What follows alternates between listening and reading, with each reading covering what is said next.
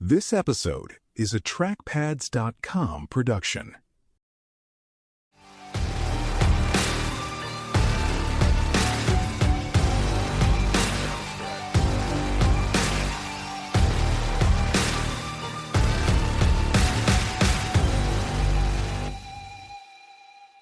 Welcome to Beyond the Call, where history, leadership, and heroism come alive. Today's story explores Commander Cassin Young aboard USS Vestal during the attack on Pearl Harbor in 1941, a powerful account of courage and responsibility in combat. If you enjoy learning more about military history and extraordinary individuals, you can find more articles, podcasts, and resources at TrackPads.com. Before we continue, I want to mention the Medal of Honor book series that accompanies this work. These books tell the stories of America's Medal of Honor recipients in a serious, readable, and historically grounded format, with each volume focused on a specific campaign, battle, or part of the war. They are available in color paperback, Kindle ebook, and matching audiobook editions. You can find them at militaryauthor.me. On a quiet Sunday morning, USS Vestal lay moored alongside the great battleship USS Arizona in Pearl Harbor. The men aboard the repair ship expected a day of routine work, inspections, and the small chores that keep a fleet running in peacetime. The harbor was calm, the ships at anchor lined up in ordered rows, and the low hills of Oahu framed a scene that felt far from war. Then the first bombs fell, and everything changed in a moment. Japanese aircraft swept into the harbor, their engines screaming as they dove toward the anchored ships. Explosions walked across the water and along the piers, sending fountains of smoke and spray into the air. Machine gun fire rattled across decks, shattering glass and cutting into exposed metal and wood. The harbor was suddenly a killing ground. Beyond the Call is the Monday feature of Dispatch, U.S. military history magazine. Commander Cassin Young moved quickly as the alarm sounded and the shudder of near hits rippled through his ship. He ordered battle stations, knowing that Vestal was not a frontline warship but could still fight back with her anti-aircraft guns. Leaving the relative shelter of enclosed spaces, he positioned himself where he could personally direct a 3-inch gun crew as they tried to bring down the attacking planes. Around him, sailors who had expected to turn wrenches that day loaded shells and tracked targets through smoke and chaos. The blast was overwhelming. The attacks intensified, and Arizona drew heavy fire from above. Bombs struck the battleship, and each impact sent shockwaves through the water and across Vestal's decks.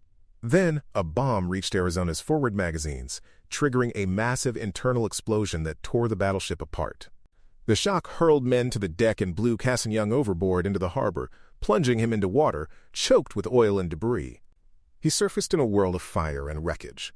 Burning fuel spread across the water in thick patches, and pieces of twisted metal drifted past amid cries from wounded sailors.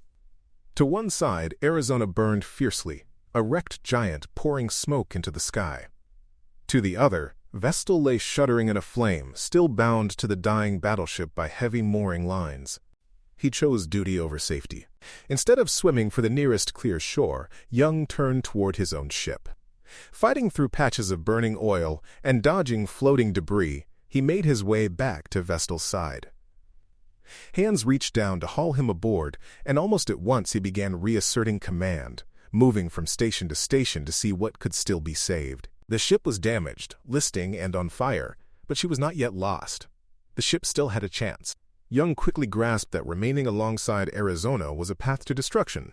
Flames and burning oil from the battleship threatened to spread further, and the two ships, still tied together, made an easy target in the narrow harbor. He ordered the mooring lines cut, and Vestal's engines brought to life, even as fires burned and compartments flooded.